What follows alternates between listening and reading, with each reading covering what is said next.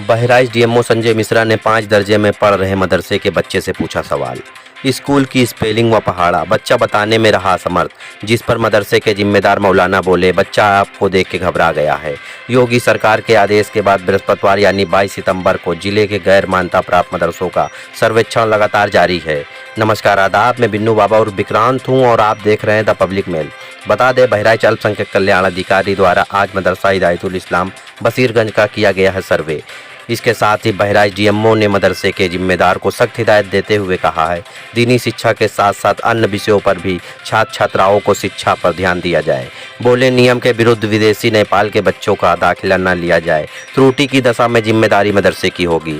प्रदेश सरकार की तरफ से यह बात भी साफ कर दी गई है कि इन बिंदुओं पर मदरसे का सर्वे होगा। सरकार की ओर से जारी किए गए फॉर्मेट में सर्वे के 12 बिंदु तय किए गए हैं। फॉर्मेट के मुताबिक सर्वे में यह देखा जाएगा गैर मान्यता प्राप्त मदरसों की गवर्निंग कौन कर रहा है, इससे पैसा कहां मिलता है, पाठ्यक्रम क्या है आदि। ये मदरसा 1992 में स्थापित किया गया है। इसका मतलब 30 वर्ष हो गए इस मदरसे को स्थापित हुए, लेकिन इस मदरसे ने आज तक किसी भी बोर्ड से मान्यता नहीं ली है। और बिना मान्यता के इन मदरसों में जो छात्र पढ़ रहे हैं, सबसे पहला प्रश्न चिन्ह उनके भविष्य को लेकर के लगता है, क्योंकि वो बच्चे जितनी भी दर्जा तक यहाँ पढ़ाई हो रही है, तहतानिया, फौकानिया, 8वें तक, 10वें तक, उसके बाद उन बच्चों का किसी अन्य विद्यालयों में एडमिशन नहीं हो पाएगा, क्योंकि उन बच्चों के पास कोई वैधानिक अंक पत्र, प्रमाण पत्र नहीं होगा। तो एक तो सबसे बड़ी समस्या ये आती है उन बच्चों के साथ। दूसरी, जैसे कि आप लोगों ने देखा कि इन बच्चों से जब गणित, अंग्रेजी, विज्ञान, इन विषयों के कुछ प्रश्न किए गए, जैसे एक 20 साल का बच्चा था, उससे पहाड़ा पूछा गया 16 का, तो बच्चे इसको भी बताने में असमर्थ थे। और जैसा कि अभी प्रबंधक महोदय ने बताया कि हमारे यहाँ इन विषयों की पढ़ाई बिल्कुल नाम मात्र की दी जाती है, जिससे बच्चा बोर्ड पढ़ पाए, जिससे बच्चा अपना नाम लिख पाए।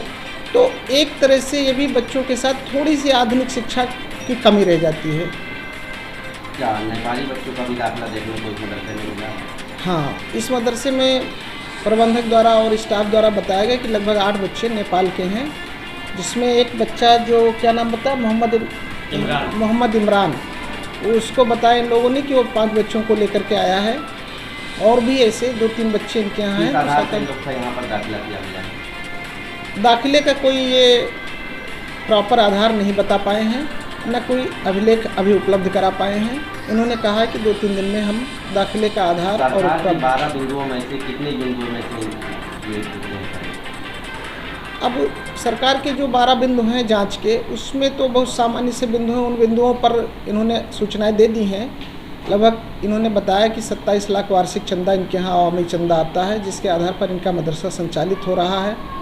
और इनके मदरसे की अपनी निजी वक्फ भूमि है, वक्फ के द्वारा भूमि दी गई है। इसके अलावा क्लासरूम इनके यहाँ बने हुए हैं, हॉस्टल और क्लासरूम। तो मान्यता और प्लस जो ये विदेशी बच्चों को पढ़ा रहे हैं, इन 2 बिंदुओं पर इनको अभी अभिलेख उपलब्ध कराने हैं। मौलाना साहब, क्या नाम है आपका? मोहम्मद अताउल्लाह। किस नाम से आपका मदरसा है? मदरसा हिदायतुल इस्लाम बशीरगंज। आज आपके मदरसे में सर्वे की टीम आई है, बहराइच डीएमओ आए हैं। जी। किस तरह की पढ़ाई आपके मदरसे में होती है? कौन कौन से सब्जेक्ट पढ़ाए जाते हैं? हिंदी है, अंग्रेज़ी है, मैथ है, साइंस है और दर्स निज़ामी है, जो अरबी दर्जे जो हमारे जो हैं, हिफ्ज़ है, दीनियात हैं।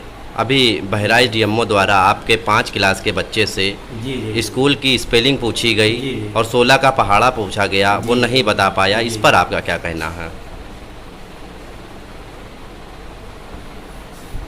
ये असल में बच्चे जो हैं देहात के बच्चे हैं, ये अजनबी आदमी को देख करके थोड़ा से डर जाते हैं, मबहूत हो जाते हैं इस बिना पे। हालांकि इनको पढ़ाई गई है, ये लिख भी लेंगे, ऐसा नहीं है।